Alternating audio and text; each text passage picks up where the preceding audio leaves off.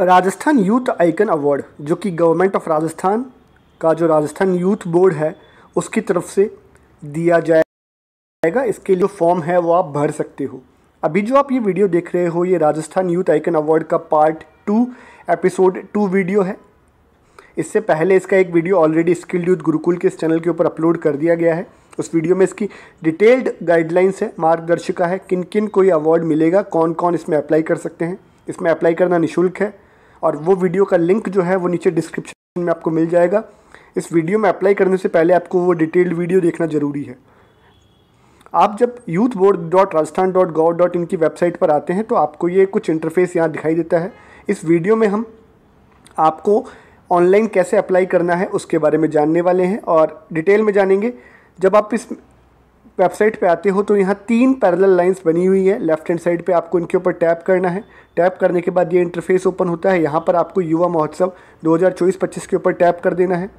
Tap करने के बाद में प्रोसेसिंग होगी और आपके सामने ये इंटरफेस ओपन होगी। इसके अंदर आपको नीचे आना है। यहाँ पर आपको ये जो राजस्थान यूथ आइकन अवार्ड 2024 हेतु आवेदन है इसके ऊपर टैप कर देना है।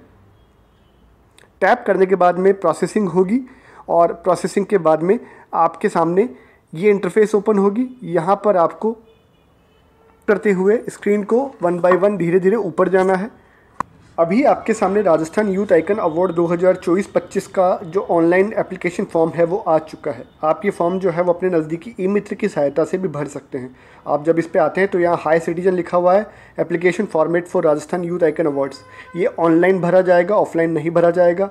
फॉर्म भरने का क्राइटेरिया निःशुल्क है। यहाँ सबसे पहले आपको जो है जन आधार नंबर दर्ज करना होगा। जब आप इसमें अपना घर का, परिवार का जन आधार कार्ड नंबर दर्ज करेंगे तो उसमें आपके और आपके परिवार के सदस्यों का नाम प्रकट होगा। उसमें से आपको जिस भी नाम से या जिसके लिए आप ये आवेदन करना चाहते हैं उसका नाम चूज़ करना है, पिक करना है और सर्च कर लेना है। फिर यहाँ पर आपको पर्सनल डिटेल्स में सबसे पहले जो भी लड़का लड़की थर्ड जेंडर इसमें अप्लाई कर रहा है उसको अपना नाम लिखना है। उसके बाद और नाम जो आपका क्लास 10th के सर्टिफिकेट पे है वो लिखना है। उसके बाद फादर्स नेम क्लास 10th के सर्टिफिकेट में है वो लिखना है। अगर आपके पास में आपने कोई स्कूल पढ़ाई नहीं की है तो आपके आधार कार्ड पर जो नाम है वो आधार कार्ड वाला नाम यहाँ लिखना है।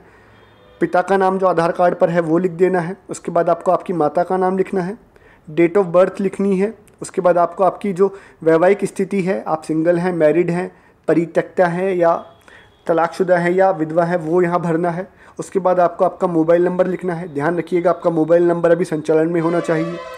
उसके बाद आपको आपकी ईमेल आईडी जो है वो यहाँ लिखनी होगी। आपकी ईमेल आईडी भी संचालन में होनी चाहिए।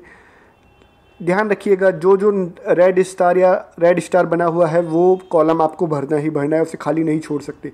लैंडलाइन नंबर खाली छोड़ सकते हैं। उसके बाद आपको राजस्थान के जिस भी ज़िले से आप आते हैं वो ज़िला यहाँ चूज़ कर लेना है या लिख देना है उसका नाम।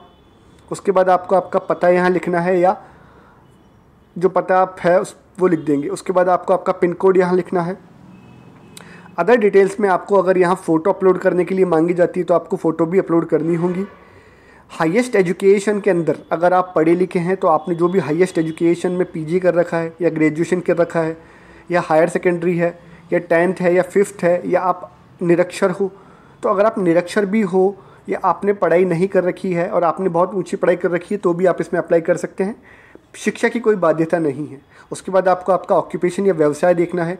आप एंटरप्रेन्योर हो, आप कोई फुल टाइम एम्प्लॉय हो, किसी के यहाँ काम करते हो, अदर्स में आप क्या करते हो, पार्ट टाइम एम्प्लॉय हो, आप स्टूडेंट हो या आप नौकरी नहीं करते हो, अनएम्प्लॉयड हो, बेरोजगार हो, वो भर देना है जो भी आपको लागू होता है। गतिविधि के क्षेत्र के अंदर इससे पहले जो पार्ट 1 एपिसोड 1 बनवाया था इस राजस्थान यूथ आइकन अवार्ड का, उसमें डिटेल के अंदर ये सारे जो क्षेत्र दिए गए हैं बताए गए हैं। अगर आप कला और संस्कृति से आते हैं तो आर्ट एंड कल्चर, आप सामाजिक कार्य से आते हैं तो सोशल वर्क, आप विज्ञान और तकनीकी से आते हैं तो साइंस टेक्नोलॉजी, आप दूरसंचार एवं तकनीकी से आते हैं तो कम्युनिकेशन एंड टेक्नोलॉजी, आप नवाचार से आते हैं तो इनोवेशन, आप शिक्षा के क्षेत्र से आते हैं तो एजुकेशन, आप उच्च शिक्षा के क्षेत्र से आते हैं तो हायर एजुकेशन, आप तकनीकी शिक्षा के क्षेत्र से आते हैं तो टेक्निकल एजुकेशन, एग्रीकल्चर कृषि से आते हैं तो कृषि, पर्यावरण से आते हैं तो एनवायरनमेंट और एंटरप्रेन्योरशिप से आते हैं तो एंटरप्रेन्योरशिप। इनमें से जो भी आपको लागू होता है वो आप लिख देंगे। उसके बाद में आपको जो है वो बेनिफिशरीज़ डिटेल्स, लाभार्थियों का विवरण लिखना होगा। आपके कार्य की वजह से कितने लाभार्थियों की संख्या जो है वो हो चुकी है, कितने लोगों को लाभ हुआ है, वो आपको यहाँ बेनिफिशरीज़ काउंट में लिखना होगा। फॉर एग्जांपल आपने 100 लोगों को फ़ायदा पहुँचाया, आपने 200 लोगों को फ़ायदा पहुँचाया आपके काम से, या आपकी पहुँच जितने लोगों तक है उसके बारे में आप लिखोगे। उसके बाद में social and economic impact on society, आपके द्वारा जिस भी क्षेत्र में आपने ऊपर काम किया है उस क्षेत्र में काम करने पर जो समाज है उस समाज पर क्या सामाजिक प्रभाव पड़ा है, और साथ ही साथ में उनका क्या आर्थिक प्रभाव रहा है आपके कार्यों का, वो बताना होगा। फॉर एग्ज़ाम्पल सामाजिक के अंदर उनकी सामाजिक जो स्थिति थी वो विकसित हुई है, उनका जो पहना, उनका जो रहन सहन है उसमें सुधार हुआ है। पहले वो बड़ी विकट परिस्थितियों में रहा करते थे, आपके कारणवश उनकी परिस्थितियाँ सुधर गई है, तो वो लिख सकते हो। आर्थिक प्रभाव में मान लो अगर आप एंटरप्रेन्योर हो या कोई आपने ऐसी टेक्नोलॉजी बनाई है जिससे उनके एंटरप्रेन्योर हो तो आपकी वजह से उनको रोज़गार मिला है, आपने रोज़गार सृजन में कोई उन्हें फ़ायदा पहुंचा है, तो उसका आर्थिक प्रभाव लिख सकते हैं आप। बेनिफिशरीज डिटेल्स, लाभार्थियों का विवरण संलग्न करें। 512 KB के अंदर आपको JPEG PDF ओनली सपोर्ट कर सकते हैं आप। यहाँ पर फाइल चूज़ करनी होगी। ऑनलाइन प्रोफाइल्स, आपको आपके URL शेयर करने हैं। फॉर एग्जांपल आपका फेसबुक अकाउंट है तो फेसबुक अकाउंट शेयर करेंगे, आपकी पर्सनल वेबसाइट है तो वो शेयर करेंगे, यूट्यूब चैनल है तो वो शेयर करेंगे, लिंक्डइन प्रोफाइल आपकी है तो वो भी आप शेयर करेंगे। तो ये सभी रेड स्टार में है, आपको ये सभी शेयर करने होंगे। उसके बाद में क्वेश्चनरी, प्रश्नावली है। उसके बाद आप लिखोगे give a brief summary of your profile, 100 words अपनी प्रोफाइल का संक्षिप्त सारांश दे। आप जिस भी क्षेत्र से आते हो उसमें आपने जो काम किया है उसके बारे में बताएंगे, उससे लोगों को क्या फ़ायदा हुआ है उसके बारे में बताएंगे, तो आपको 100 वर्ड्स में लिखना है। Describe in details your works and achievements in the field of activity in which you are nominated for award, 300 words. 300 शब्दों में आपको इसके बारे में लिखना है कि जिस भी क्षेत्र में आप काम कर रहे हो, जिस भी क्षेत्र में आपने नामांकन के लिए अपना फॉर्म भरा है, उसमें आपने जो कार्य किए हैं और कार्यों के साथ साथ जो उपलब्धियां, आपको अवार्ड्स मिले हैं, कोई आपको उपलब्धियां जो भी रही हैं, आपने क्या क्या अचीव किया है वो लिखना है। How long have you been working in this field, आप इस क्षेत्र में कितने साल से काम कर रहे हैं, आप 2 साल से काम कर रहे हैं, 3 साल से काम कर रहे हैं, वो लिखना है। What are problems that you have faced, how have you addressed them. 100 शब्दों में आपको ये भी लिखना है कि आपने जब आप ये कार्य शुरू किया तो क्या क्या समस्याओं का आपको सामना करना पड़ा और उन समस्याओं का समाधान आपने कैसे किया, 100 शब्दों में। In what veg has your work impacted the society, आपके काम ने समाज को किस तरह प्रभावित किया है, 100 शब्दों में आप लिखेंगे। What are your future plans to make further improvement in your relevant areas of work, अपने कार्य से संबंधित क्षेत्रों में और अधिक सुधार करने के लिए आपकी भविष्य की क्या योजना है, तो आपको भविष्य की योजनाएं बतानी है 100 शब्द में।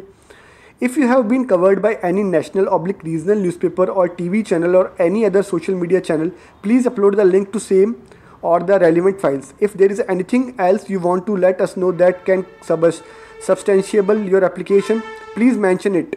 यदि आपको किसी राष्ट्रीय या फिर क्षेत्रीय समाचार पत्र या फिर TV चैनल या फिर किसी अन्य सोशल मीडिया के चैनल द्वारा कवर किया गया है तो आपको जो है उसी से संबंधित फाइलों का लिंक अपलोड करना है।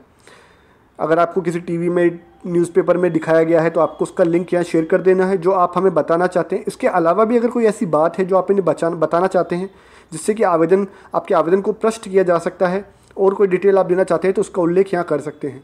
उसके बाद आपको इस स्क्वायर में टिक करना है और घोषणा करके आपको मैं घोषणा करता हूँ कि ऊपर दिए गए विवरण मेरे ज्ञान और विश्वास के अनुसार सत्य हैं और इसमें सही है। मैं इनके किसी भी परिवर्तन के बारे में आपको तुरंत सूचित करने का वचन देता हूँ। और I hereby allow the Rajasthan Youth Board to share the information furnished on this form. If selected for an award, I will commit to the government of Rajasthan for bringing a change in the society. मैं राजस्थान युवा board को इस form में दी गई जानकारी साझा करने की अनुमति देता हूँ। अगर मुझे पुरस्कार के लिए चुना जाता है तो मैं समाज में बदलाव के लाने के लिए राजस्थान सरकार के प्रति वचनबद्ध रहूँगा। ये घोषणाएँ आप पढ़ लीजिएगा। ये घोषणाएँ जो हैं वो पढ़ने के बाद में आपको जो है इसको सबमिट कर देना है, आपका फॉर्म जो है वो कंप्लीट हो जाएगा। तो इस प्रकार से आप जो है अपने फॉर्म को सबमिट कर सकते हैं। ये क्राइटेरिया था जिसमें आप राजस्थान यूथ आइकन के इस अवार्ड्स में अप्लाई कर सकते हैं। अगर आपको वीडियो पसंद आए तो प्लीज़ चैनल को सब्सक्राइब कीजिएगा। ये वीडियो आप अपने फ्रेंड सर्कल में भी शेयर कर सकते हैं। वीडियो देखने के लिए धन्यवाद। मिलते हैं स्किल यूथ गुरुकुल के नेक्स्ट किस इन्फॉर्मेटिव वीडियो में। आप सभी SYGians को शुभकामनाएं।